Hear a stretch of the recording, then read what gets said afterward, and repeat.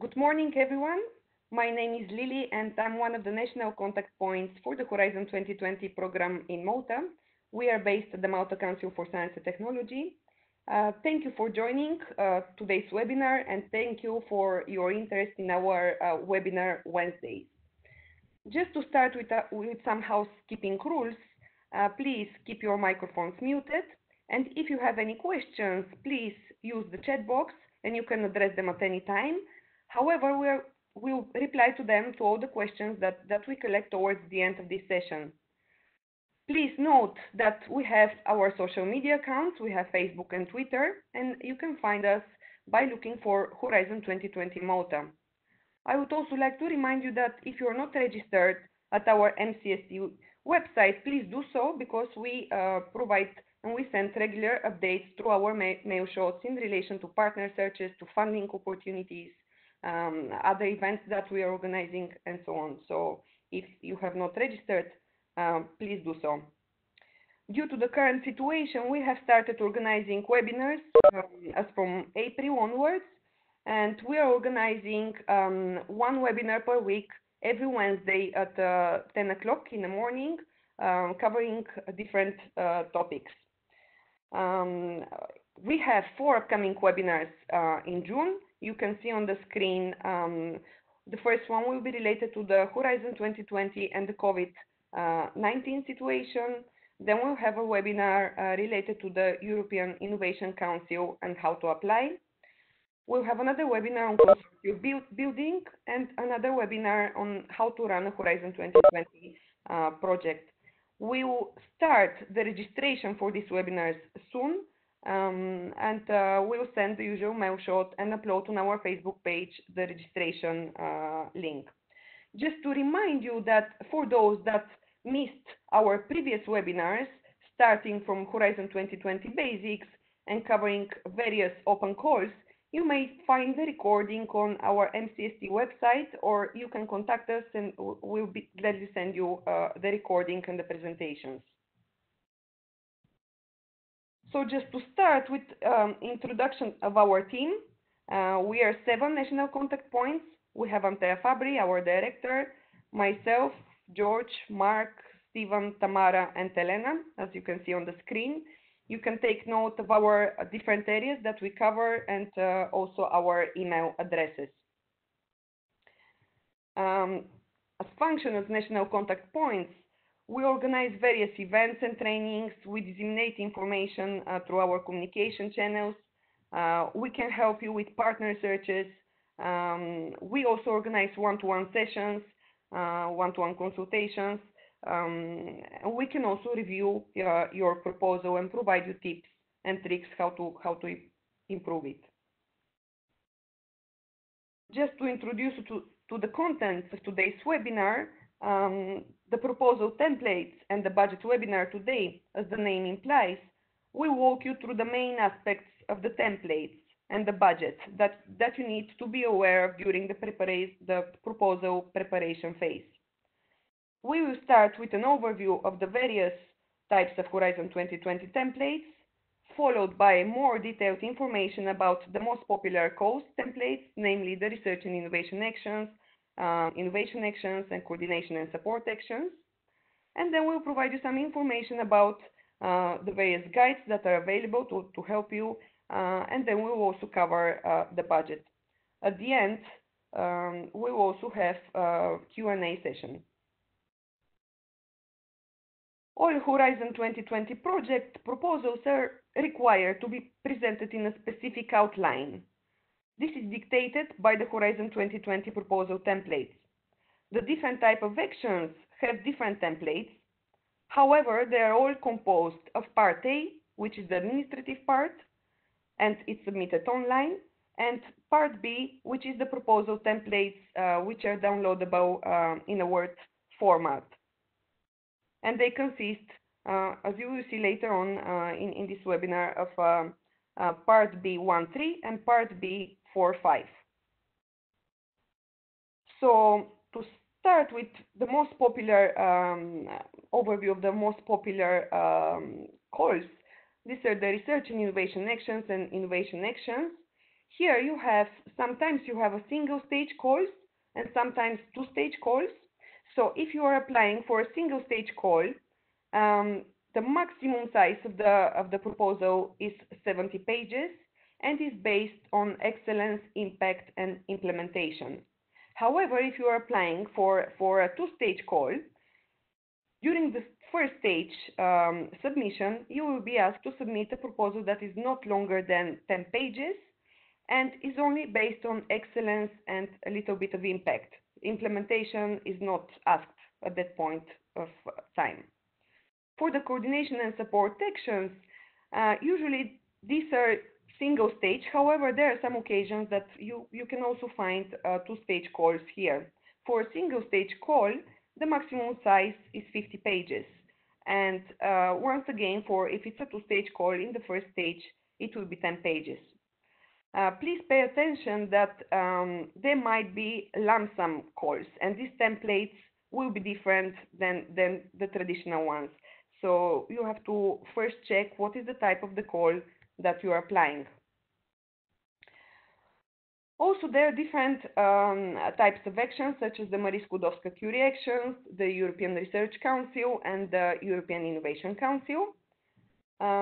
Here, for example, if you're applying for MSCA, there are different type of actions, but if you're applying for the individual fellowship, the maximum size of the proposal is 10 pages, and then you will be also asked to submit a CV and other annexes. Once again, Marie Skłodowska-Curie actions is based on excellence, impact, and implementation. However, for the other actions such as RISE, ITN, COFUND, and NIGHT, the maximum size is 30 pages. For ERC, also there are different type of funding of calls here. However, the size is always the same.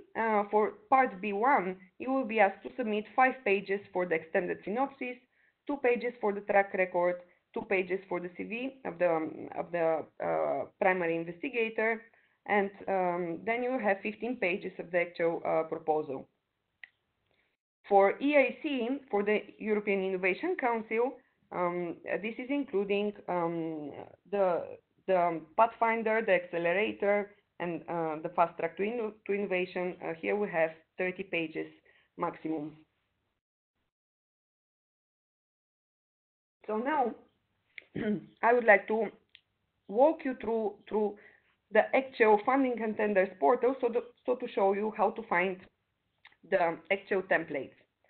So one thing is, in order to view the various existing templates, you go to the funding and tenders portal, you select Horizon 2020, and then under how to participate, you click on reference documents, and here you select templates and forms, proposal templates, you select the relevant year, and you can view all the templates, all the different templates that are available. Once you know the call that you want to apply, you go on the page of the call. For example, here I have selected the environmental intelligence call. The call has to be open. You have to pay attention that is open. You scroll down and you click on Start Submission. Once you click on Start Submission, you have to be logged in order to download the forms. You confirm, and here on the left side you will find Download Part B templates. You click on it, and there you go. You will have the templates in a Word format. So now I would like to give the floor to my colleague Mark, who will guide you through the first stage of a two-stage call template, in particular for the research and innovation actions and innovation actions.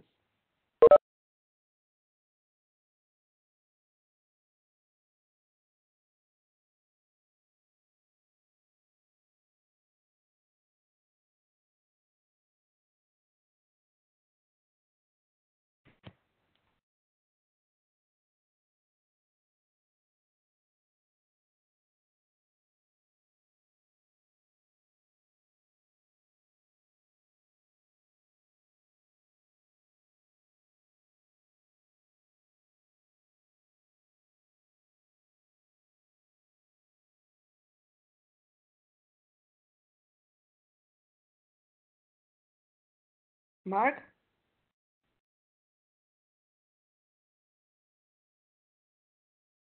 Uh, Sorry, hi Lily. It's I okay now think to we're sound? muted. Uh-huh. Sorry, because what I did, I shared the screen and I couldn't find the function of unmuting myself. Now it's okay. Let me do this. Should be fine, Lily, like this. Yes, we see the screen now. All right, all right. Sorry. So, hi, thank you, Lily, for this. My name is Mark Mela, and I'm National Contact Point for ICT Nanotechnology and Security Society. And today I will be discussing the template for the stage one of a two-stage process. So the best thing to do, as described already by Lily, is to download the template. And my overview will be directly from a template that has been downloaded from the funding and tenders portal. So in this case, we're going to discuss a research and innovation action and innovation action because this is a more common situation that you will find at two-stage proposal submission. Obviously, there could be a case that there will be coordinate and support action, which is a two-stage process as well, but it's not that common. So today we're going to discuss and focus more on this. So the first thing that you will have when you start uploading, first of all, you have two parts. You have the part A, which is the administrative part, you can see here as well, and then you have the project um, technical side, which is the part B.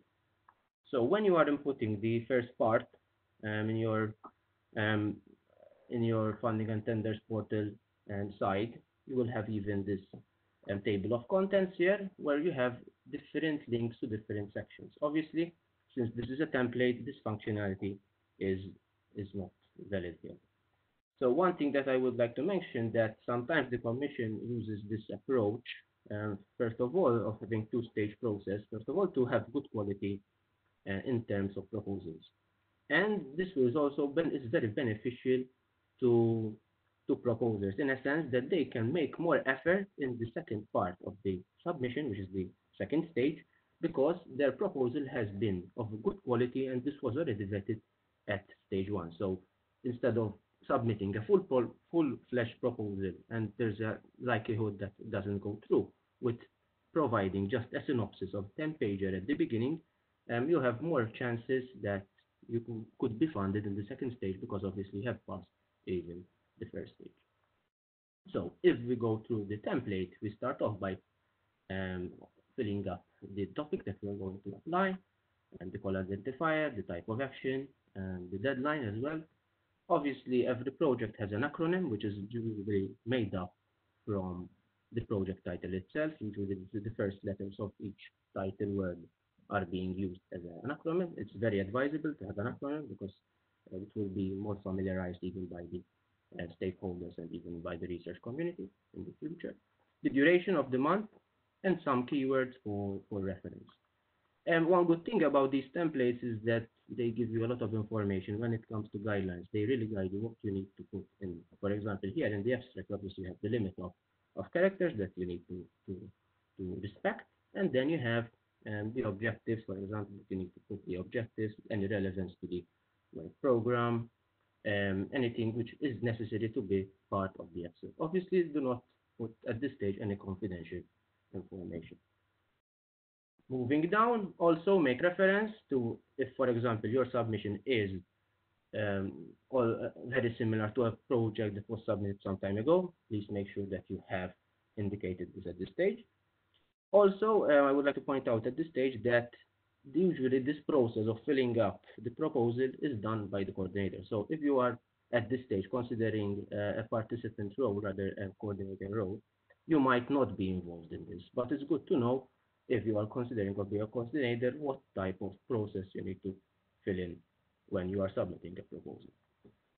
Then we move on to the declaration. Obviously, this is something that you find in many applications where you are declaring that you have the right and the consent to represent the other participants, that the information is correct. So it's the usual legal jargon that you find in many, many other type of applications.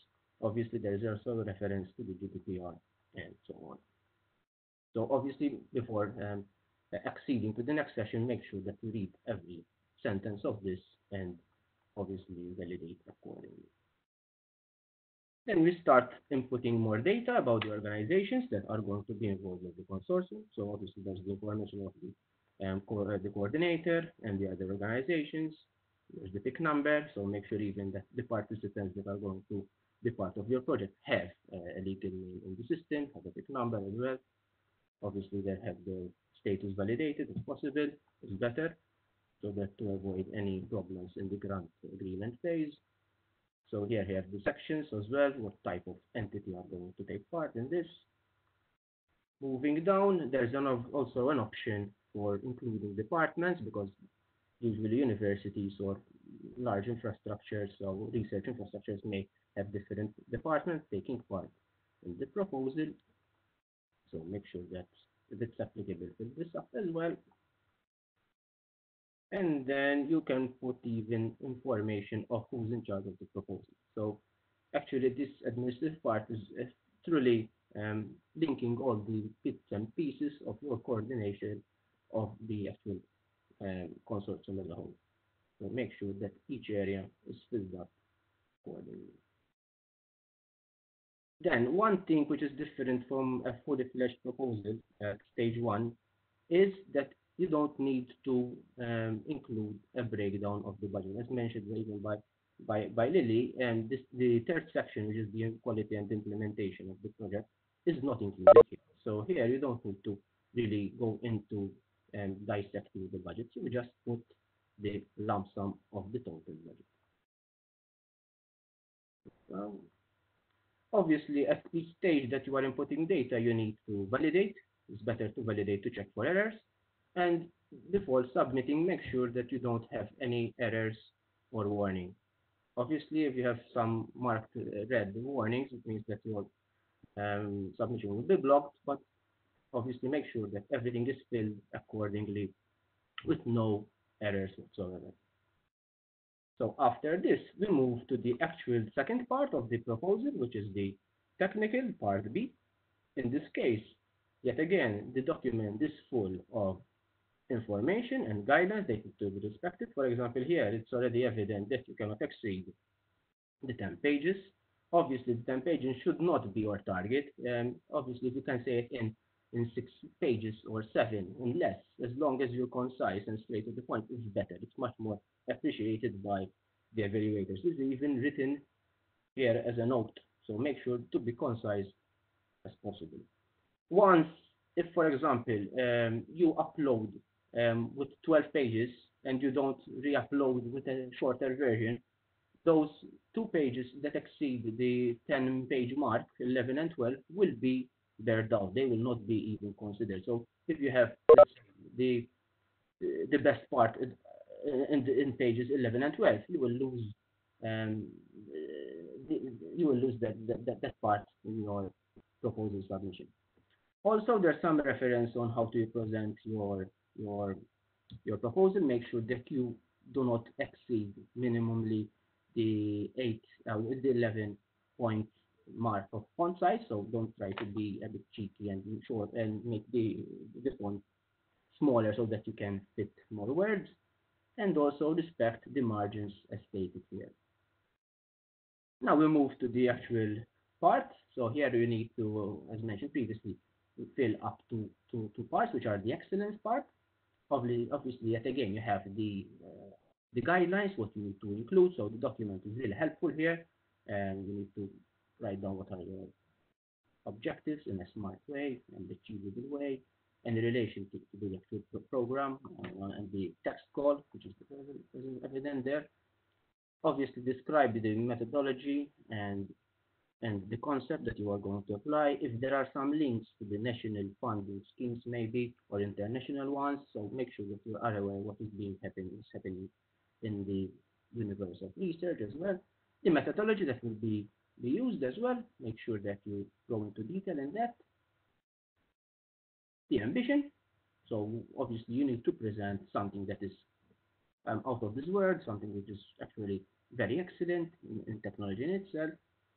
And then with this, you are concluding the first part of the technical side.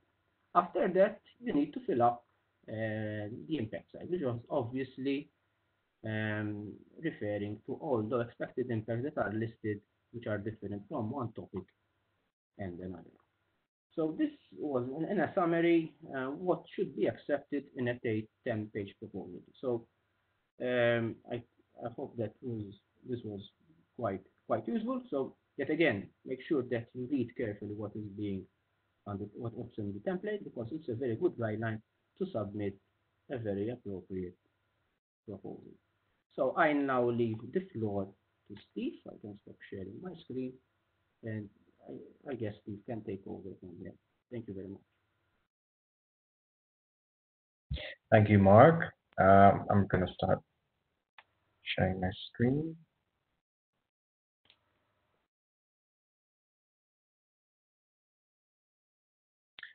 Good morning, everybody.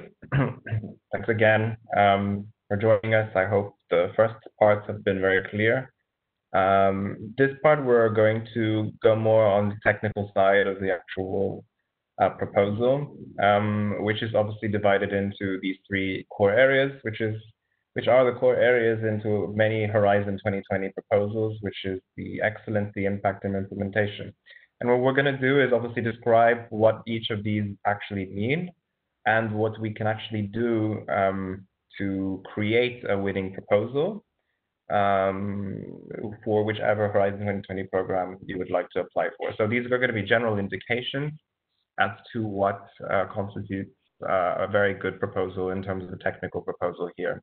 So this follows on to what Mark was saying. Essentially, we have the proposal template. Now, this part is the second section of the this application form, and we have to take into consideration a number of very important points here. First of all, the three sections that we've just mentioned, these obviously they correspond to an evaluation criterion. So you have to be very careful as how these sections are evaluated. Secondly, the page limit. Now, for the research and innovation actions they should not be no longer than 70 pages. Please try and avoid sort of circumventing this. There have been cases where people have put in hyperlinks, for example, that link to other data or to other information. These will not be taken into consideration. Experts that will review the proposal will actually will ignore this part. And of course, just very briefly here in terms of the formatting, just keep it to Times New Roman. The font size, again, in this case is always the minimum, the smallest you can actually you're allowed to use is 11 points for this font size. So let me go straight into the excellence. What does it mean by excellence? Well, first of all, it is the first part of the. This is basically where you are able to impress viewers with your project proposal. It is the first step, and it is one of the first things that reviewers see when they open and see your proposal. So here are the first tip that we give in the excellence part is that the first questions are important. But what exactly is the excellence part of the Horizon 2020 proposals? Well, in synthesis, it's what you aim to achieve. It's the what you're trying to achieve in your proposals. So here, applicants are generally expected to present the motivation for the project. So the objectives and the concepts, which of course we're going to go through now very quickly right now, and basically how your innovation or your project goes beyond the state of the art. Because that's essentially key to a successful Horizon 2020 proposal. You're bringing something new which builds upon what is already existing, and obviously trying to explain the benefits to having such a proposal. So here we're balancing between presenting the novelty or the importance of the project. I'd like to stress that because it's both concepts here, and balancing what is known as the current state of art and the current implications of the state of art. So section 1. So again, you will be the reviewers, the evaluators will essentially look at your proposal, and the first, of course, is the objective. So here you are immediately informing the reviewers of what your project is about, and it is extremely important that the first two paragraphs essentially synthesize what exactly your project is aiming to achieve. The first two paragraphs are essentially everything put into the whole project, everything synthesized in the first two paragraphs. So that is essentially key. What we could say here is that it gives a bird's eye view on the project. So it's a macro level objective. It's giving an idea of what will be achieved, what you're trying to achieve, and what will be the results and the impact.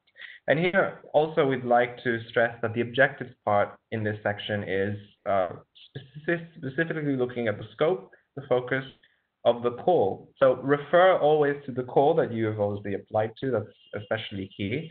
And of course, here the objectives should be clear, measurable, realistic. So we're talking about having, things that are realistic and that are actually achievable within the duration of the project. So nothing that is beyond the boundaries of what is achievable.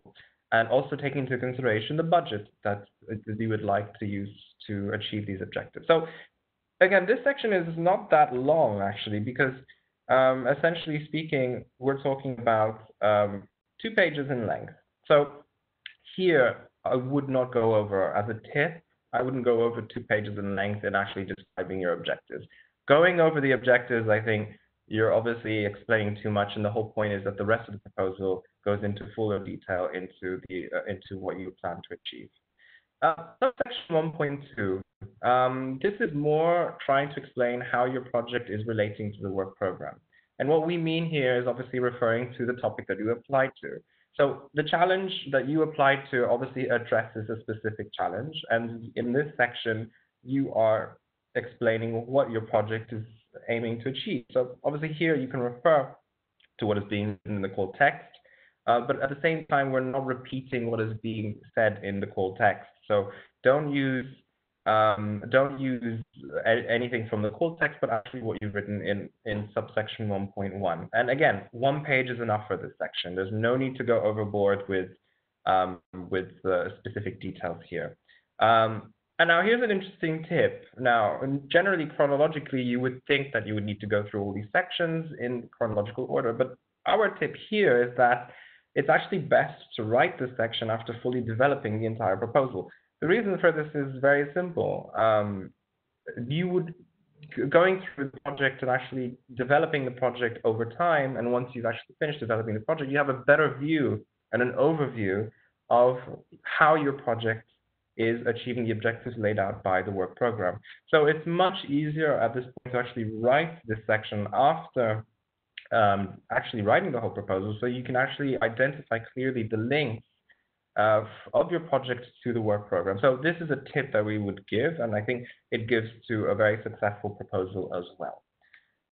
Concept to methodology. Now, here it's very interesting and very essential, and it's one of the core aspects of the Horizon 2020 proposal. You're obviously showing here what is the novel concept. So here you are developing and describing what is new. So here you're describing all the technical aspects, the models, the assumptions, the ideas.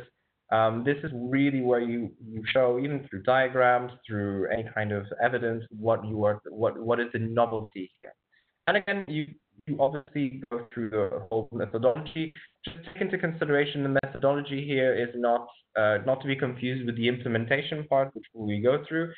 The simplest way to think about this is that the concept, of course, is describing what is new, and the methodology is how you intend to implement it. But the implementation, the actual detail of the implementation, will come in a later section, which we'll go through. So don't go into too much detail here.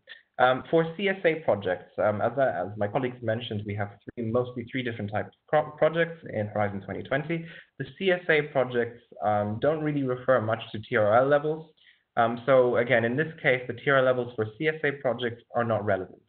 Another thing to take into consideration here is that for CSA type projects, the concept and methodology are normally grouped together into one. What we actually give as a recommendation is to still separate the concept and methodology, because for the evaluator, it is much clearer, and even for yourself, it is much clearer, and definitely you would gain more points by separating the two sections. Now, as a tip, it's also very good here to describe the international and national research carried out. So a lot of, nothing is made in a silo with the Horizon 2020 project. It is always essential to describe how your project has a national and international research aspect to it.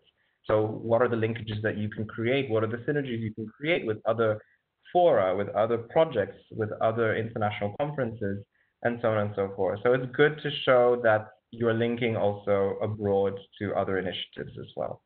And another tip here, which I have put an image here very clearly, is the gender aspect.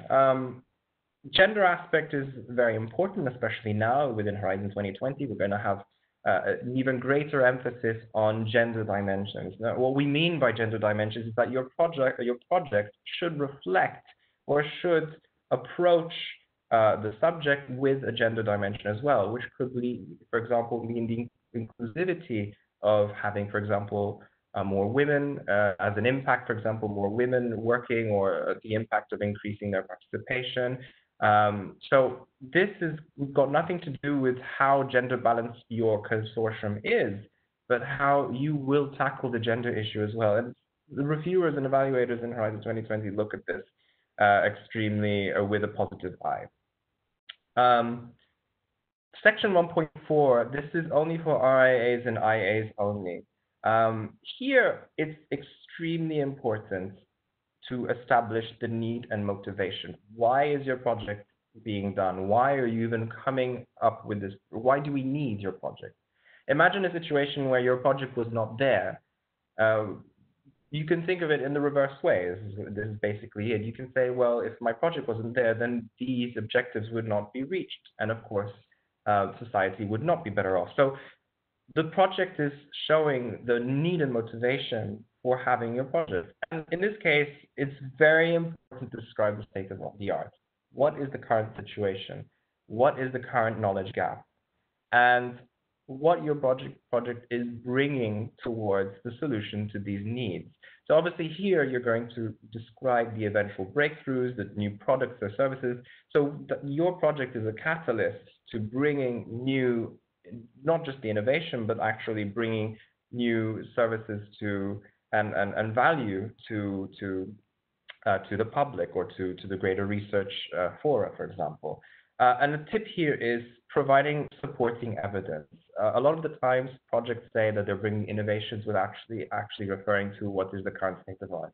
In order to describe what is the current state of art, you need to give references to what is the state of art, rather than saying, well, right now there's a lot of carbon dioxide in the atmosphere. You need to refer to specific links and to evidence that this is the case, because or else it doesn't substantiate your need or ambition for the project. So evidence is extremely important and is key to a successful proposal.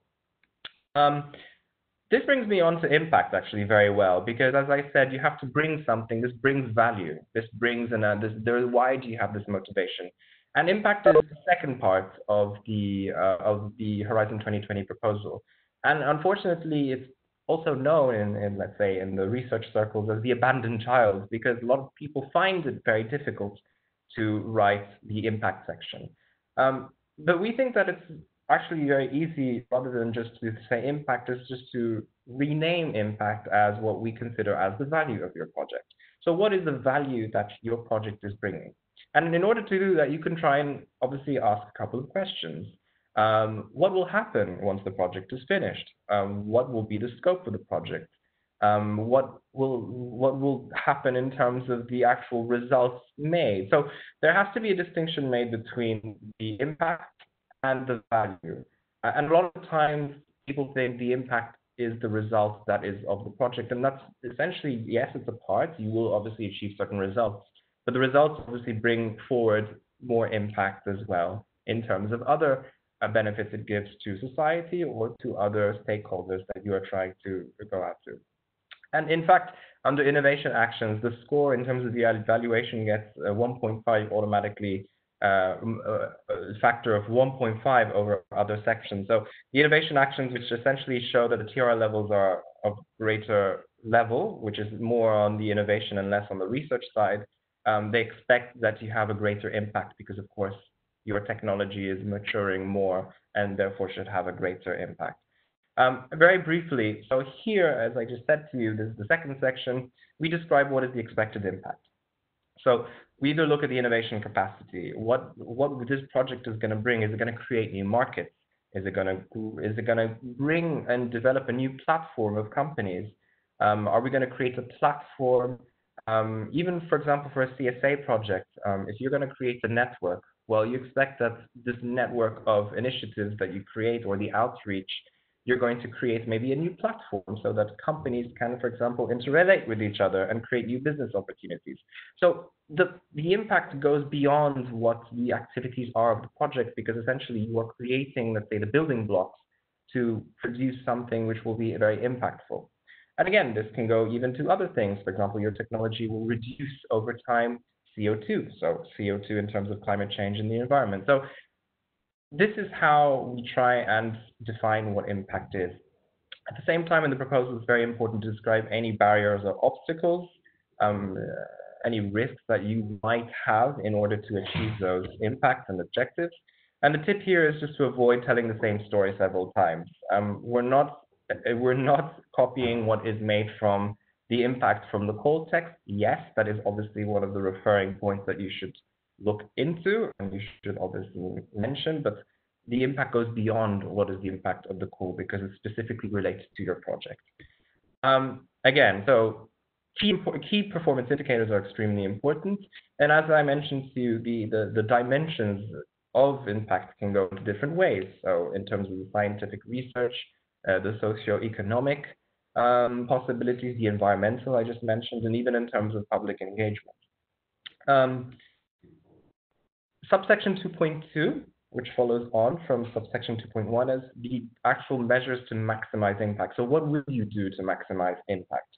So here you'll have to really describe how you will use the appropriate channels, for example, either through different types of interaction with your users, and of course, see and also analyze the impact in terms of who will be impacted in terms of research, commercial, there's the environmental policy makers as well, and what you will do to maximize the impact in that area. Also take into consideration the communication activities as well, and also take into consideration what will happen after the project finishes. So impact is also equates to sustainability. Having a project that is sustainable or it will bring sustainability is another measure of impact here. Basically, what you want to show to the evaluators is that the moment that your project finishes and the funding finishes, and the funding just completely stops, it doesn't mean that the results or the impact will stop. The impact is continuous. And this is, let's say, one of the most important things in understanding what impact is. Imagine if your project stopped running, if the funds stopped running, would everything also stop in terms of the impact? The answer should be no, because the impact will be long-lasting. So that's also a measure of impact here, is to understand how this will be sustainable in the long term. In terms of also the research data, we should also be showing how the research data, I mean, that's also another measure of how research data will be generated and collected in open data. There's also we won't go into too much discussions here, but the open science, the open data is very important also in terms of sustainability here. A tip here, the right team members for a successful impact section. So essentially, if you have the right team members for the impact or bringing impact, so let me take a very simple example. Communication activities. Now, let's take into consideration that I'm just a very small university and I don't have any members on my team that have any experience with communication and dissemination. Obviously, if I don't have that experience, I would not fare very well in the proposal. However, if we have someone within the consortium that can bring communication activities, that obviously will show that the evaluator that I have the right team to bring about what I intend to do in terms of impact. So if I have someone specialized in communication dissemination or that has experience, then of course that's going to impact well on the actual project itself. Lastly, and I will finish off very quickly with this one, is the implementation. This is essentially the how you intend to carry out the project. Now, obviously, this is much more easy, or it's actually easier to understand. Of course, we have to be very methodical and we have to be very precise in terms of both the timing and the budget and the milestones. So in this section, you will have the tasks, the milestones, the deliverables, and the budget. And the most important thing here is to understand that what you intend to do also in terms of implementation should really be realistic, but also should refer to the budget as well.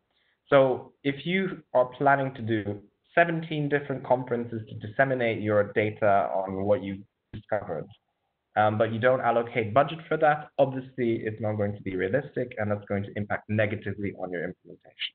So we always have to be realistic and understand that what you're trying to do is realistic and within the boundaries of what, of course, is being requested in terms of the call application. And again, section 3.1 is the work plan. So here we're just very simply creating the work packages. So we have different things called the work packages, and each work package brings about a specific objective related to the concept, and that creates the work package. So it could be related to the research. There could be a work package related to the communication activities.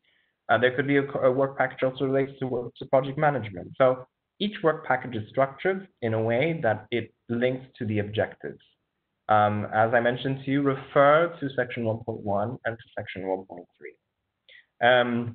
Another thing, of course, is that with the work packages, we also have the Gantt and PERT charts. Now, for those that have seen the Gantt and PERT charts, but obviously you might know them, but very simply, this is just basically a visual representation of when certain activities will be carried out and at what time frame and what resources will be utilized in carrying out those activities. And generally speaking, those activities will obviously come to certain deliverables, so certain outcomes. So that's the most simplest form of the Gantt charts to explain. And of course, the milestones are those events, a timeline of events where you expect to have certain results at a certain point in time. Just a tip here. It's true that generally speaking, the work packages used to be just 2 pages. The rule is not used anymore, but we still recommend adhering to it. Section 3.2, I think it's quite simple to describe here. Is just the project management, so how this project will be managed. So obviously here, a very clear representation over the organogram, a very clear representation of who does what. Of course, a lot of it will be reflected in the work package, but of course, it will be also very good to show how this project will be managed. If you have a board of advisors, if you will have a sort of a management structure, and of course, a clear management structure will lead to a proper implementation of the project. So obviously, you will be you will be allocating some of the tasks to certain members of the consortium. Which brings me up to section 3.3. Here, you will describe very briefly, because then the next section will obviously be a bit more detailed in terms of the consortium, is why this consortium was put together, the synergetic nature of the project, and why these consortium partners were selected. So essentially, if you have a consortium partner who has expertise to carry out a certain task, basically what you're trying to say here is that without his expertise, this project would not have been carried forward. And lastly, and just to wrap up my section, is the resources to be committed. Basically, this is the budget section, but an overview of the budget, because the budget my colleague will be going into, and that's a separate section. But this is just less detailed and just an overview of the overall budget. And basically, that is it. This is just a very brief overview. Of course, questions maybe towards the end of this presentation if you have any. But I will follow up now and hand over to my colleague Tamara, who will be explaining the next sections of the proposal for you. Thank you very much. I thank my colleagues for their presentation. My name is Tamar, and I am a national contact point for climate action, environment, Europe in a changing world, and science with and for society. I will be presenting section 4 and 5 of the template. These sections are valid for both single and two-stage calls, and they are also valid for the main three types of actions, which are research and innovation action and coordination and support action. These sections are not going to be scored by the evaluators. Nevertheless, it is very important to take care of them, and I will explain why they are important along my presentation. As my colleague Steven said, scoring will depend on the excellence, impact, and implementation parts.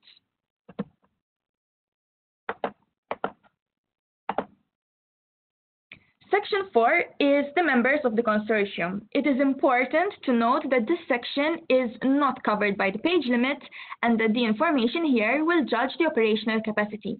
Try not to repeat information here that's related to the headings under sections 1 to 3. Section 4.1 is all about providing information on the participants. The information on each participant shall be listed here when available. Again, this is done in order for the evaluators to see the operational capacity of the consortium, and no scoring will take place.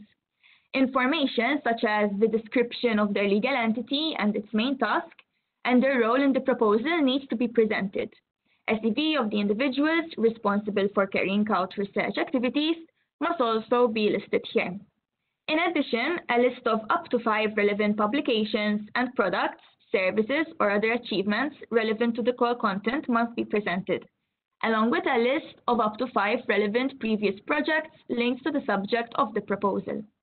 A description of any relevant infrastructure or technical equipment relevant to the proposed activities, and finally, if operation capacity cannot be demonstrated at the time of the submitting of the proposal, you must describe the concrete measures that will be taken to obtain it by the time of the implementation of the task.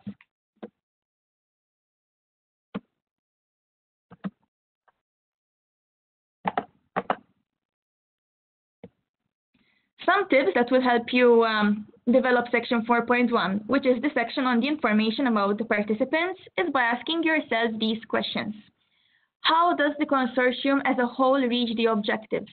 The complementarity of the partners? Are you covering all of the objectives and impacts of the topic? What does every single partner contribute to this?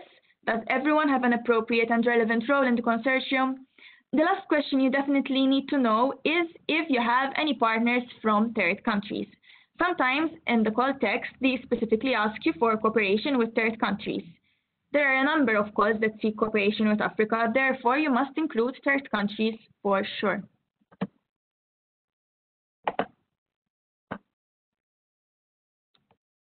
Section 4.2 is about third parties involved in the project and if there are any third parts resources involved. This section shall be filled in only if applicable. In order to make things clear, in Horizon 2020, third parties are also known as non-beneficiaries, and they contribute to an action without themselves being a beneficiary. Here, one must provide details if they plan on subcontracting certain tasks, including in-kind contributions. Here, one must also provide information if they envisage that part of the work is performed by international partners. Proper justification for each reason must be provided. Section 5 is about ethics and security. In this slide, you can see the ethics issue staple, which is already checked in the A forms. The reason why I am showing you this is to explain how important the ethics aspect is. Ethics are split into different categories, such as human embryos, humans, human cells, personal data, animal, etc. And compliance with the relevant ethics provisions is essential from the beginning to the end of the action, and it is an integral part of the research funded by the European Union within Horizon 2020. Please be aware that it is the applicant's responsibility to identify any potential ethical issues, to handle the ethical aspects of the proposal, and to detail how these aspects will be addressed. The appropriateness of the measures proposed will be assessed by ethics experts during the ethics review, which is part of the overall evaluation procedure.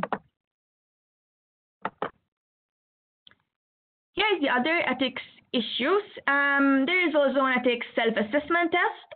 All proposals likely to be funded will be subject to an ethics review carried out by independent ethics experts when submitting a proposal to Horizon 2020. All applicants are required to complete an ethics issues table in the Part A of the proposal. Applicants who flag ethical issues in the ethics issues table also have to complete a more in-depth ethics self-assessment in Part B. The ethics self-assessment will become part of the grant agreement. I attached a link for you to review after the presentations are forwarded in order to have a further idea on how to complete your ethics self-assessment test. This section needs to be completed by all applicants and not only medical research. All ethics issues should be addressed in your proposal Part B specific section. The importance of research ethics in Horizon 2020. Now, first things first, only proposals that comply with ethical principles and legislation may receive funding. And research ethics are crucial for all scientific domains and not only for medical research. You must also comply with data protection and privacy, take into consideration environmental risks and safety issues, and other research integrity aspects. In Horizon 2020, all proposals considered for funding will be submitted to an ethics review procedure, and all ethics issues should be addressed in your Proposal B specific section.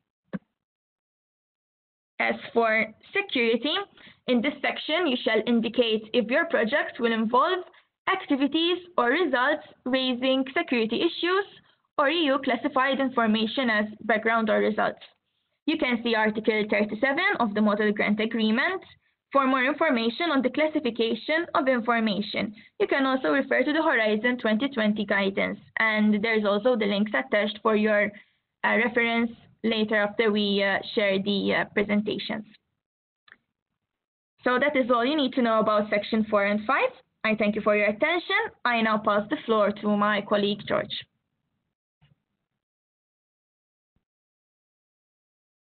So, good afternoon, everyone. Let me just put my own volume down so we don't get an echo, and I'll share my content.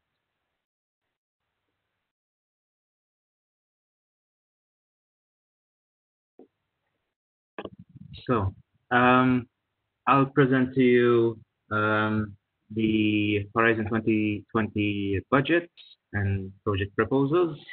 I'll try to be as brief as possible due to the timing that we have. So, when we talk about Horizon 2020 budget and the planning for them, basically we have three main things to keep in mind. The first one being the reimbursement rate. Secondly, the eligibility criteria of costs and the forms of costs. So what we mean by reimbursement rate is basically what type of action we're addressing. So generally speaking, it's either a research and innovation action or a CSA, which is 100% funded for the direct costs, and you get a 25% indirect cost eligible for funding. Whereas with the innovation actions, I have a small mistake there. It should be 70% direct costs. I will amend that when we send the presentations to you, and 25% in indirect costs. Moving on to eligibility criteria, of course, we have eligible costs and ineligible costs.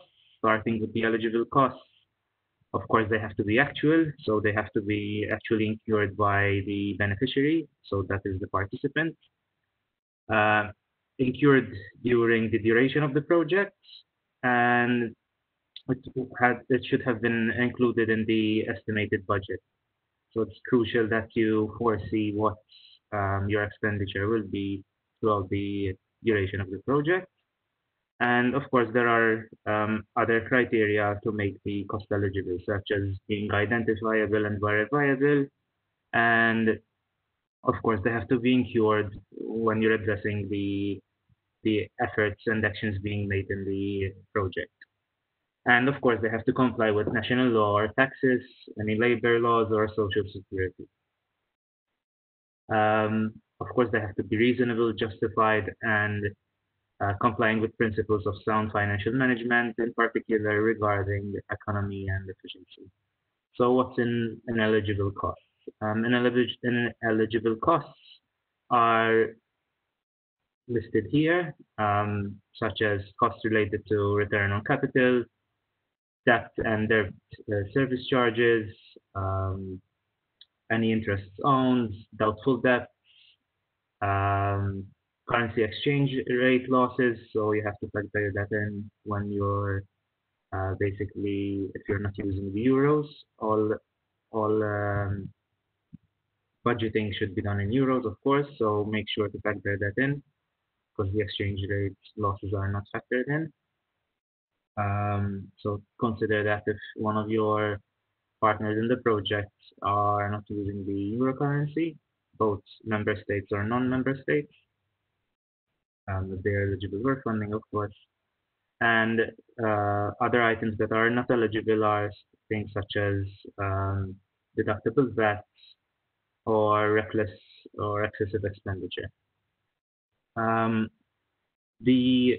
There are four main types of costs, which are the actual costs, which we'll go into further detail later on in this presentation. Unit costs I'll mention briefly at the end.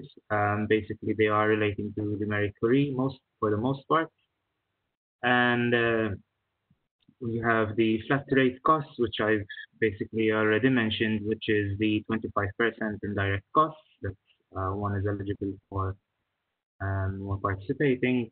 And there are also lump sums.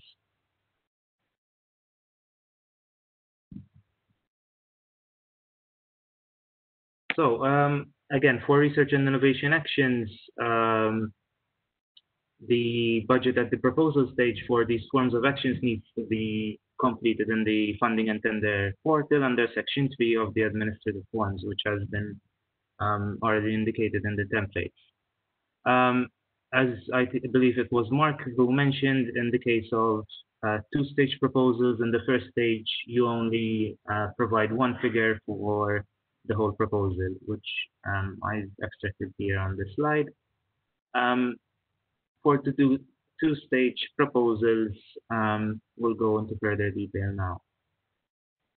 So there are actually three types of budget tables for the research innovation actions, CSAs and IAs. As you can already note, the top two, which are the CSA and RIA, are identical, whereas the innovation action has a few additional columns. So this is the CSA budget table. What you should note, I put an arrow here, is that for each beneficiary, so including the coordinator, you have to list the budget categories. So you'll have a number. So if you have, let's say, 4 partners in the project, you will have four basically sections here, one for each beneficiary. As you can note here that, I'll try to show it to you, you have some of the columns which are in white. Basically, those are the ones that you have to input. The ones in gray are automatically done for you by the online system. So keep that in mind. As I was saying, so for each beneficiary, you have to insert the unique row. So make sure that each beneficiary provides you the relating data. So column A basically is the direct personal costs. So what is eligible here? Items such as the employee costs, an SME owner without salary, you can claim the cost as well. Natural persons working under a direct contract are eligible costs here, and they all go under column A. Moving on, column B, other direct costs, which are basically the 4 items pointed out here, which are the travel costs, equipment costs. Remember, equipment costs in Horizon 2020 is only the depreciation rate of the equipment cost. We don't have the time to go in detail here, but you can contact us and we can explain this for you. Costs of other goods and services are eligible under other direct costs, and capitalized and operating costs for large infrastructures, again, if applicable. Oops. So direct costs of subcontracting.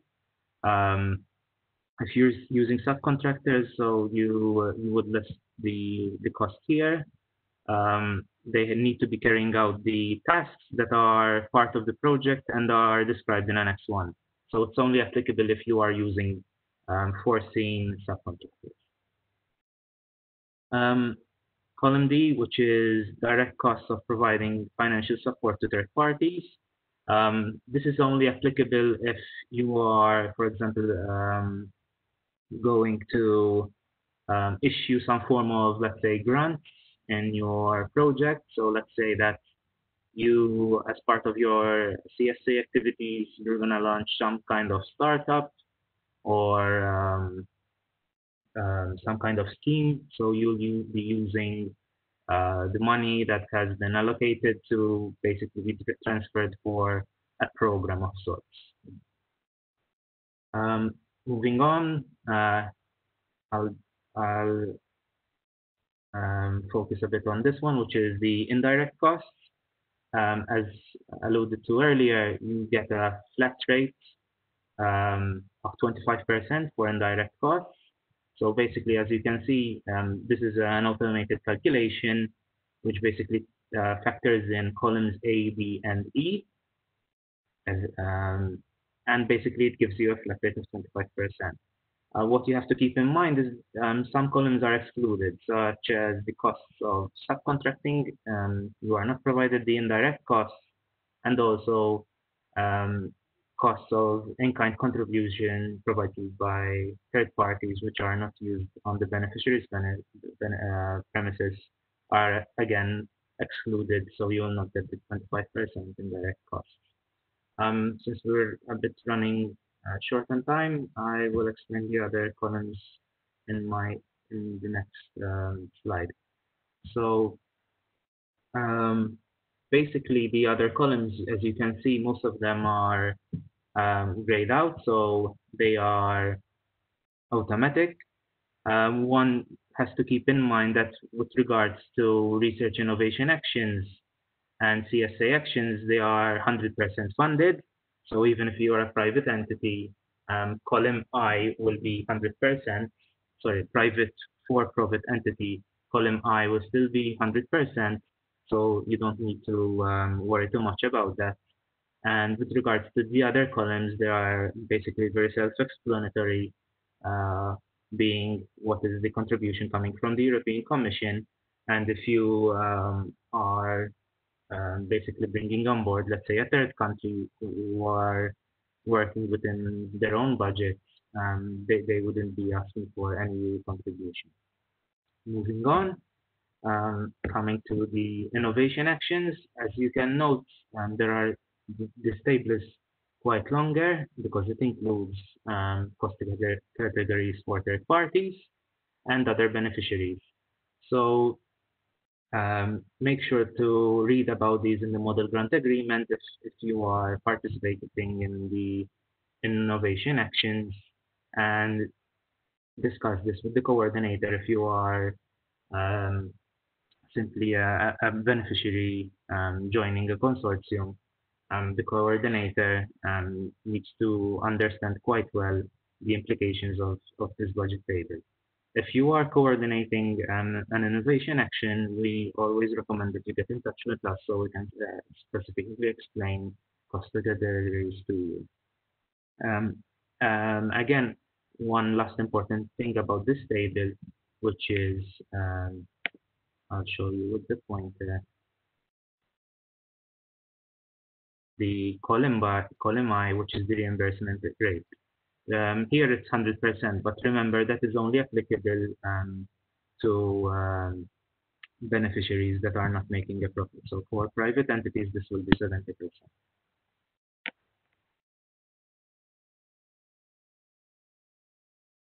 So as you can see, these columns, as I've indicated, are very specifically focused for innovation actions. As you can see, they are a sum of the other columns. So column H is the total estimated eligible costs in the reimbursement rate, which is identical to the other tables. The maximum EU contribution, again, it's a replication, and column O is also a replication. And the others are specifically for innovation action cost categories. With that, I'll move on to the last part. As my colleague Stephen has indicated in the other presentation, you need to keep in mind that some other parts of the proposal actually link to the budget. So it's not only you're indicating in the budget table, you need to basically link it up with within the content of your part B of the submission. So what to keep in mind is the personnel costs, which basically means the months per partner per work package. You need to factor that into your part B because it's linked to the budget table. With regards to other direct costs, if you exceed 15%, then you need to basically provide further detail. In the main budget categories for this section would be the travel, the equipment, other goods and services, and if you have large infrastructures, we also include this, and subcontracting in third parties. Some online resources and future help, as I've already mentioned, please contact us if you need specific assistance with cost categories. There is a very good best practice guide from the cost sections, which I've provided a link here for you, which goes into the detail of preparing a project and also carrying out the project. It's a very great guide. Of course, the annotated model grant agreement is a great resource because it gives you a breakdown of the cost categories, and as the name implies, it's annotated, so it provides you further detail about each segment of the grant agreement. As also my colleague Lily indicated earlier, there are different rules for other actions and parts of the program, such as the Mercury actions, and if it's maybe a lump sum pilot, and of course there are other rules under different parts of the program. So keep that in mind. With that, I conclude my presentation, and thank you for your attention, and pass the floor back to my colleague Tamara. Thank you, George.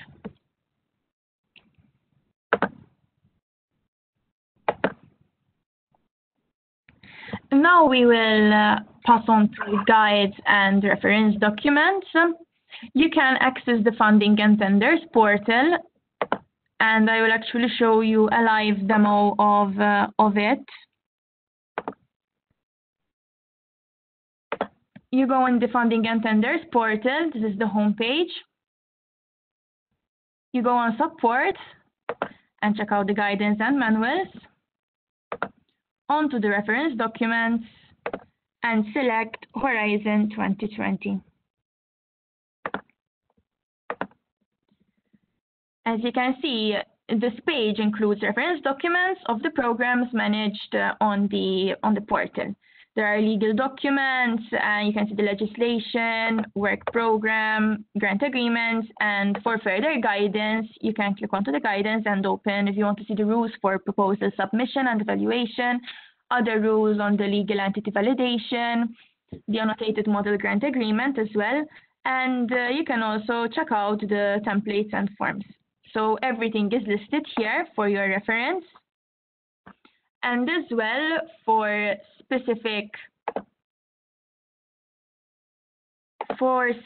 actions such as MSCA, you can also go on their website, which are listed here. The guides, the specific type of actions such as MSCA, ERC, and DIC, etc., have separate guidelines and handbooks and information for applicants that are published on their NCP network websites or their specific websites. For the MSCA, you have the Net for Mobility, and as well as their official the EU website for that. And the ERC, you can go on erc.europa, and the EIC, you have the Access for SMEs website as well. I thank you for your attention. We will now open the floor for questions. If you have any questions, you can either write them in the chat box, or if you would like to take the floor and unmute yourself, you can do that as well. Let's see if there are any questions.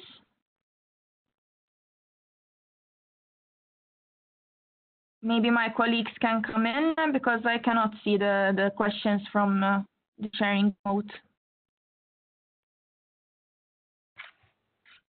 We don't have questions. No questions. Mm-hmm. Maybe we'll give yes.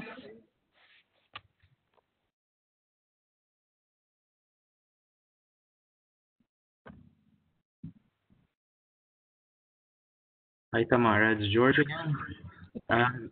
Just to remind the participants that we are about to update the MCST website shortly in the coming weeks. So if you see a drop in our newsletter, that is an effect of the update. Please do keep in touch with us using our social media pages, and of course you have our direct emails in this presentation, and anyone seeing the recording can reach out to us with any follow-up questions at any point in time.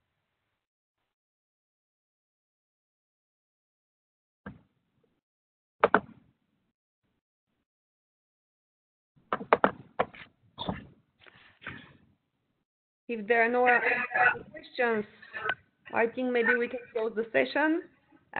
Just to remind you that we'll be sending the presentations together with the recording and the feedback. We would appreciate if you fill in later on in the coming days. So thank you very much for your participation and your interest, and please follow and register for the upcoming webinars if they're according to your interest.